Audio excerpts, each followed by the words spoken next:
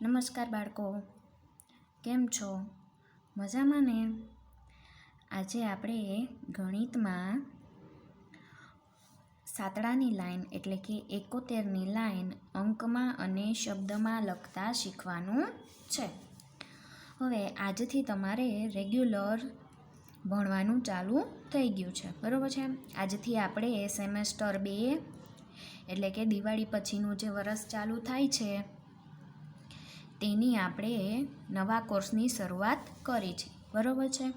હવે લેક્ચરની વાત કરું તો, વિડીયોની વાત કરું તો તમારે સોમવારે, બુધવારે અને શુક્રવારે ગણિતના વિડીયો આવશે, બરાબર છે? અને મંગળવાર, ગુરુવાર અને શનિવાર હિન્દીના વિડીયો આવશે. એવી જ રીતે 3 દિવસ ગણિતના અને 3 દિવસ હિન્દીના વિડીયો મોકલીશું. હવે ચોપડાની વાત કરું તો ચોપડા જે છે આપણા જૂના એ જ ચાલશે, એમાં કોઈ ફેરફાર છે નહીં, બરાબર છે? આપણે ગણિતની ચોપડીમાં 1 થી 15 પાઠ છે, બરાબર છે? એમાંથી આપણે 7 પાઠ થઈ ગયા છે. હવે 8મા પાઠથી આપણે શરૂઆત કરવાની છે. તો આપણે 8 થી 15 પાઠ આ સેમેસ્ટરમાં એટલે કે બીજા સેમેસ્ટરમાં શીખીશું. એવી જ રીતે સ્વાપોથીમાં પણ એમ જ છે. સ્વાપોથીમાં 1 થી 15 પાઠ છે, બરાબર છે? અને 1 થી 7 પાઠ આપણે થઈ ગયેલા છે. હવે 8 થી 15 આપણે હવે પછી કરીશું. તો ચોપડા લેવાની કાંઈ જરૂર નથી, કારણ કે આખી 1 થી 15 પાઠની ચોપડી છે તમારી પાસે, બરાબર છે? અને નોટ પણ તેને તે જ ચાલશે, એમાં પણ કાંઈ ફેરફાર નથી. બાકી જ્યારે આપણે સ્વાપોથીમાં અથવા તો પાઠ્યપુસ્તકમાં લખશું ત્યારે તમને અહીંથી કેવડાવશું કે હવે તમારે આજે સ્વાપોથીમાં કરવાનું છે, આજે ચોપડીમાં કરવાનું છે. અને જ્યારે પાકી નોટમાં લખવાનું થશે ત્યારે હું તમને કહીશ કે આ તમારે પાકી નોટમાં લખવાનું છે, બરાબર છે? તો ચાલો શરૂઆત કરીએ આજના વિડીયોની. આપણે આજે અંકમાં અને શબ્દમાં 7ની લાઈન એટલે કે 7 એકડે 71ની લાઈન શીખવાની છે. તો તમારે તમારી રફ નોટ કાઢવાની છે. અત્યારે રફ નોટમાં તમારે લખવાનું છે. મારી સાથે સાથે તમારે લખતું જવાનું છે અને બોલતું જવાનું છે. તો ચાલો ઉપર હાંસિયામાં ફૂદડી કરીને સૂચના લખો, અંક અને શબ્દમાં લખો, બરાબર છે? પછી એક લીટી છોડીને સિંગલ લાઈનમાં લખવાનું છે, બરાબર છે? એક લીટી છોડીને લખો 7 એકડે 71,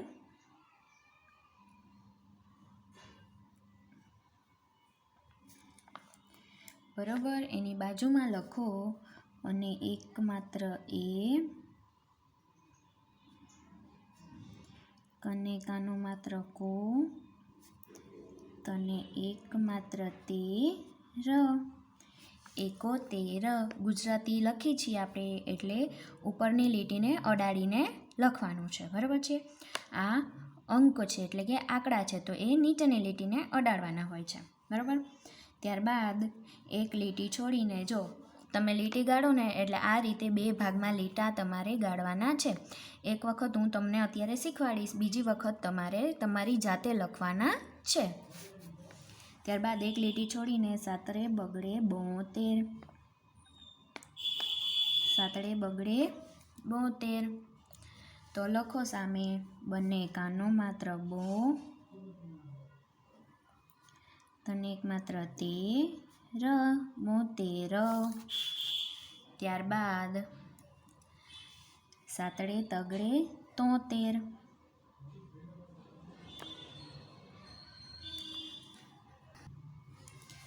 તને કાનો માત્ર તો, તને એક માત્ર તે ર, 73. 7 એકડે 71 અને એક માત્ર એક અને કાનો માત્ર કો, તને એક માત્ર તેર, 71. મારી સાથે સાથે બોલવાનું છે તમારે. 7 બગડે 72, બંને કાનો માત્ર બો, તને એક માત્ર તેર, 72. 7 તગડે 73, તને કાનો માત્ર તો, તને એક માત્ર તેર, તો તેર. ત્યારબાદ સાતડે ચોગડે ચિમ્મોતેર. બોલાય ચિમ્મોતેર પણ લખવાનું હોય ચુમ્મોતેર. તો ચાલો લખો. ચને રસવાવાળું ચૂ, માથે મીંડું, મને કાનો માત્ર મો, તને એક માત્ર તેર, ચુમ્મોતેર. ચને રસવાવાળું ચૂ, માથે મીંડું, મને કાનો માત્ર મો, તને એક માત્ર તેર, ચુમ્મોતેર. ત્યારબાદ સાતડે પાંચડે પંચોતેર. આપણે બોલી 75 પણ લખાય 75. તો લખો.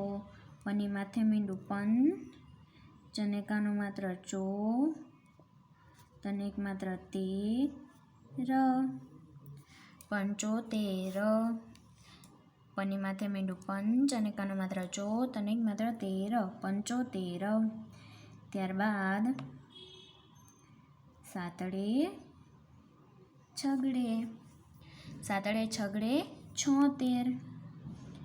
તો લખો. છને કાનો માત્ર છો, તને એક માત્ર તેર, 76. ત્યારબાદ બે સાતડા.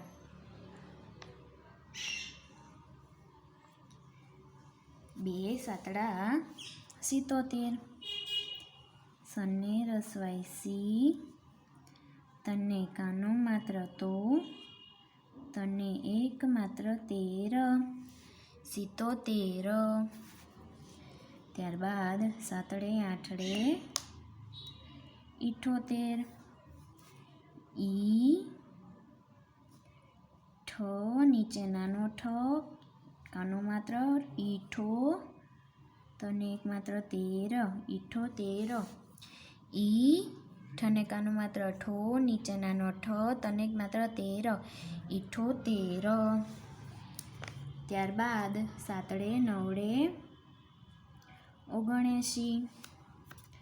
અને કાનો માત્ર ઓગણ, અનેક માત્ર એ, માથે મીંડું એ, મીંડાવાળો શ ને દીર્ઘાય 79. ત્યારબાદ આઠડે મીંડે. આઠડે મીંડે 80. અનેક માત્ર એ, માથે મીંડું છે ને દીર્ઘાય શી 80. હવે તમારે અહીંથી જોઈને અથવા તો જો તમને મોઢે આવડતું હોય તો મોઢે આ બાજુ સામે તમારે લખવાનું છે. ત્યારબાદ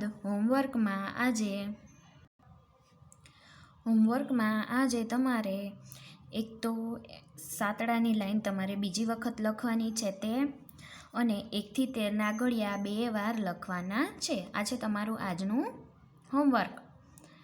આવજો.